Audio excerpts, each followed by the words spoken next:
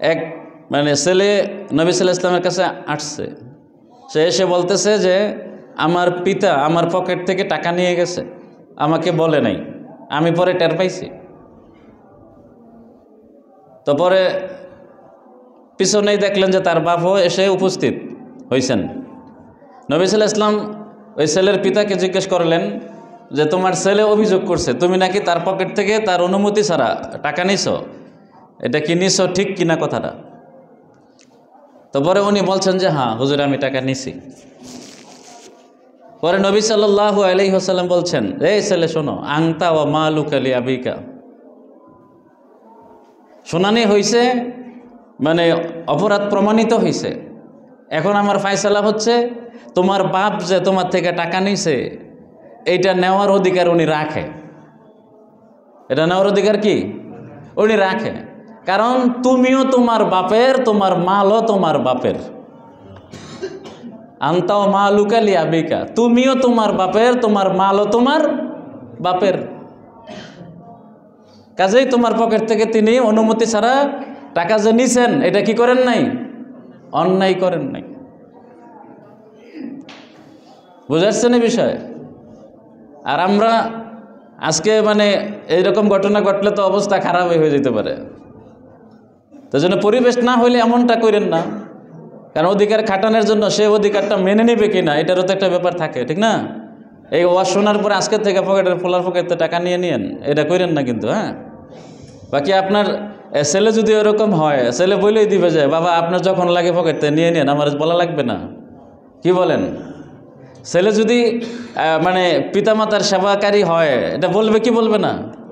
আচ্ছা, আমরা এখানে যারা আছি বাপ মাকে কি বলা যাবে না বাড়িতে যে বাপকে বললেন, মাকে বললেন যে আপনাদের যদি টাকা লাগে আমার থেকে নিয়েন, যদি দেখেন যে আমি নাই, টাকা নেওয়া দরকার, তাহলে আমার পকেটতে না বইলে নিয়েন।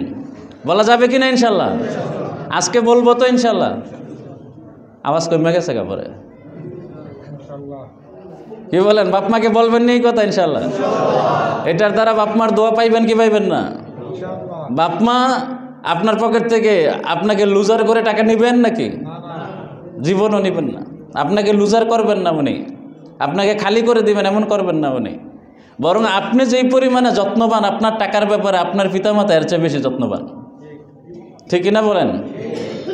তো এই জন্য এটা আমরা করব। আল্লাহ তাআলা, নবী সাল্লাল্লাহু আলাইহি ওয়াসাল্লাম বলছেন রিজার রব্বি ফি রিজাল ওয়ালিদ ও সাকাতুর রব ফি সাকাতুল ওয়ালিদ, যে আল্লাহ পাকের সন্তুষ্টি নিহিত পিতামাতার সন্তুষ্টির মধ্যে, আর আল্লাহ পাকের অসন্তুষ্টি নিহিত পিতামাতার অসন্তুষ্টির মধ্যে।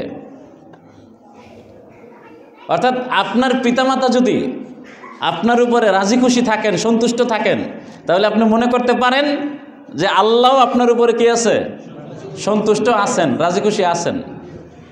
আর যদি আপনার পিতামাতা আপনার উপর অসন্তুষ্ট হন, তাহলে আপনি মনে করে নেন যে আল্লাহ আপনার উপরে কি অসন্তুষ্ট। কথা বুঝাইছে? এখানে এরকমভাবে এই আলোচনাটা একটু শেষ করে এটা শুরু করবো ইনশাল্লাহ। মার সেবা যত্ন করতে হবে বেশি, আর পিতামাতাকে মানে পিতামাতার মধ্যে মার সেবা বেশি করতে হবে, আর পিতাকে সম্মান বেশি করতে হবে। মার তুলনায় পিতাকে সম্মান বেশি করতে হবে। এটা আমাদের উলামায়ে কেরাম কোরআন হাদিসকে সামনে রেখে গবেষণা করে এই কথা বলছেন। কারণ হলো দেখেন, মা কিন্তু আপনার থেকে সম্মান চায় না, আর পিতার কিন্তু সম্মান দরকার। কারণ পিতা পুরা পৃথিবীতে ঘুরে সে সমাজে বের হয়, মা কিন্তু দিনদার পরিবেশ হইলে সমাজে কিন্তু মা বের হয় না।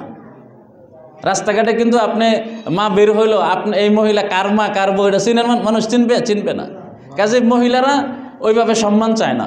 আপনি মহিলাদের সেবা করবেন, মাদের সেবা করবেন, আর এর মানে এটা না যে আপনি মাকে সম্মান করবেন না। মানে তুলনামূলক পিতার সম্মান দরকার। আপনি যদি আপনার পিতাকে সম্মান না করেন তাহলে মানুষ আপনাকে বেয়াদব বলবে। এজন্য পিতাকে বেশি সম্মান করতে হবে, তুলনামূলক বেশি।